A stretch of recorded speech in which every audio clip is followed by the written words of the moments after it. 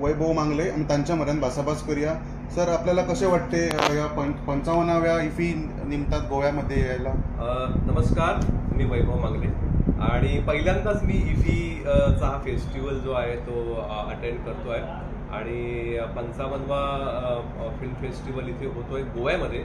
याचं एक विशेष अप्रूप आहे कारण मला माहिती आहे की गोवन किती रसिक आहेत आणि किती छान पद्धतीने ते सगळ्या गोष्टी एन्जॉय करतात. सो गोव्यात हा फेस्टिवल होणार गेले अनेक वर्ष माझ्या मते तो इथे होतो आहे.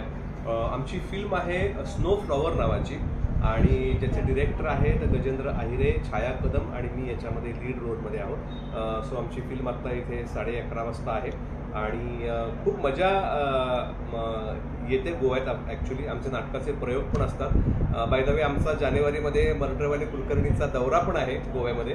सो तुम्ही नक्की बघायला या आणि खूप छान वाटलं गोव्यात येऊन आणि हा फेस्टिवल अटेंड करून पण खूप भारी वाटतं मला. गोव्याबद्दल आणि काय तुम्ही सांगू इच्छिता? गोवा इतकं हॉट डेस्टिनेशन आहे सगळ्या भारतासाठी. गोव्याला जायचं म्हणजे चिल करायचं हा एक खूप भारी फंडा असतो लोकांचा. पण एक खूप छान आहे की गोव्यातलं वातावरण, इथले लोक आणि ज्या पद्धतीने पर्यावरणाची पण ते लोक काळजी घेतात. तर हे सुद्धा फार महत्त्वाचं वाटतं मला. अलीकडे काही नियमही केलेले आहेत पर्यटकांसाठी, ते सुद्धा अत्यंत महत्त्वाचे आहेत कारण शेवटी राहणारे इथे लोकही आहेत.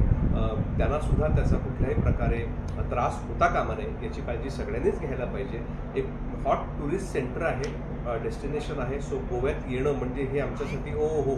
अर्थात बघा ना, मी कोकणातला आहे, कोकणाला लागूनच गोवा आहे. गोवा पण कोकणचाच भाग येतो. तरी सुद्धा या वातावरणात काहीतरी वेगळे वाईब्स आहेत की ज्या तुम्हाला ना खूप शांत करतात आणि तुम्हाला खूप भारी वाटतं गोव्यात जाणं. नवीन पिढींना काय सांगायचं? नवीन पिढींना मी हे सांगेन की मित्रांनो, व्यसनाच्या आधी नका जाऊ. कारण मी आता खूप ठिकाणी फिरतोय तर लोक खूप व्यसनाधीन होत चाललेली आहेत. म्हणजे करतात व्यसनं, अनेक लोकांना व्यसनं असतात, पण त्याच्या अधीन होणं किंवा त्याचा आयुष्यावर परिणाम होणं ही भयंकर मोठी गोष्ट अलीकडे होत चालली आहे. सिगरेट, दारूच्याही पुढे खूप गोष्टी कानावर येतात आणि त्याची भीती वाटते. तुम्हाला वाटतं की गुटखा खातो आपण किंवा काही तंबाखू चघळतो, पण ना ते सुद्धा फार भयंकर प्रमाण वाढत चाललेलं आहे आणि त्याच्यापासून शक्यतो दूर राहा. आपला जो भाग आहे, आपला परिसर आहे तो छान ठेवा आणि पर्यावरणाची काळजी घ्या. एवढंच मी तुम्हाला सांगतो. सर, शेवटचा प्रश्न. मी तुम्हाला अगदी नाटकांपासून फॉलो करतो. तुम्ही नाटकं खूप बघितले, पिक्चर्स बघितले. तुम्ही उत्तम कलाकार आहात, उत्तम गायक असणार आहात, उत्तम आर्टिस्ट तुम्ही आहात. तुम्ही तुमच्या इंस्टाग्रामवर खूप पोस्ट चित्रपट बघितले आहे. तुम्ही खूप ती गिफ्ट पण केले. ह्या सगळ्या व्यस्त याच्यातून तुम्ही आर्टसाठी किंवा चित्रकलेसाठी कसा वेळ काढतो? आता सध्या थोडा वेळ कमी आहे, पण मी चित्र काढतो.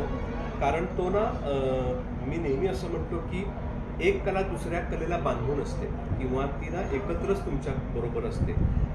सो बघा ना, एखादा गायक असतो तर तो काही चांगला स्वयंपाक करतो किंवा तो चांगली मिमिक्री करतो किंवा एखादी गायिका असते ती सुंदर रांगोळ्या काढते, कविता करतो. सो ना, कला एकटी येत नाही, त्या कलेबरोबर अजूनही तुमच्याकडे असतात अनेक गोष्टी कारण त्या एकमेकांशी बांधलेल्या आहेत. तर चित्रातलं जे तत्व आहे तेच गाण्यात आहे आणि तेच अभिनयात सुद्धा आहे. सो चित्रकला मला कळलं की हे आपल्याला काहीतरी येऊ शकतं. सो मी तो प्रयत्न करतो. जेव्हा वेळ असेल तेव्हा नक्की काढण्याचा प्रयत्न करतो. पण आता व्यस्तता इतकी आहे की थोडा वेळ मला वेळ मिळतो. जेव्हा असे पिक्चर काढतात, सिरियल काढतात आणि नवीन पिढी जेव्हा याच्यामध्ये पुढे यायला शोधतात, पण त्यांना कुठेतरी फायनान्स हे भेटत नाही, तर त्याबद्दल तुम्ही काय सांगू शकता? बघा काय आहे की नाटक किंवा सिनेमा ही गोष्ट ना सांघिक आहे आणि ती अर्थकारणाशी जोडलेली गोष्ट आहे. कारण पैशाचं सोंग कुणाला जाणता येत नाही. सो मला असं म्हणायचं आहे की जे जेन्युइनली प्रोड्युसर आहेत किंवा जेन्युइनली ज्यांना या सिनेमामध्ये पैसे टाकून सिनेमा बनवायचा आहे तर त्यांना कॉपरेट करायला पाहिजे सगळ्यांनी, आर्टिस्टपासून डिरेक्टरपासून बाकी सगळ्या टीमनी. तर काय एक सिनेमा चालला तर तो अजून त्याच्या जीवावर 2 सिनेमे काढतो. कळलं? आम्ही आर्टिस्ट तर काम करतच आहोत, पण मला वाटतं की प्रोड्युसर ही जी गोष्ट आहे ही फार मोठी गोष्ट आहे. त्यामुळे सगळ्यांनी कॉपरेट करायला पाहिजे आणि आर्टिस्टसाठी गंमत अशी आहे ना की तुम्ही स्वतःवर खूप सतत काम करत राहिलं पाहिजे, तुम्ही ग्रो होत राहिलं पाहिजे, तुम्ही वाचलं पाहिजे, तुम्ही पाहिलं पाहिजे, तुम्ही फिरलं पाहिजे, तर आर्टिस्ट ग्रो होतो असं मला वाटतं. आपल्याकडे थोडंसं काय झालं मराठी या सगळ्या याच्यामध्ये की ना लिखाण फार बरं होत नाही अशी सगळीकडे काय म्हणतो आपण त्याला ओरड आहे. आणि पण मला वाटतं की त्यासाठी पण वेळ काढावा लागतो. लिखाण फार मोठी गोष्ट आहे. एक चांगली गोष्ट आणि त्याचा चांगला स्क्रीन प्ले, एक नाटक चांगली गोष्ट आणि नाटक उत्तम लिहिणं मोठी गोष्ट आहे. सो मला वाटतं की या लोकांना आपण जास्त प्रमोट करायला पाहिजे आणि त्यांना पुढे कसं येऊन चांगलं काम करतील हे आपण पाहिलं पाहिजे. धन्यवाद.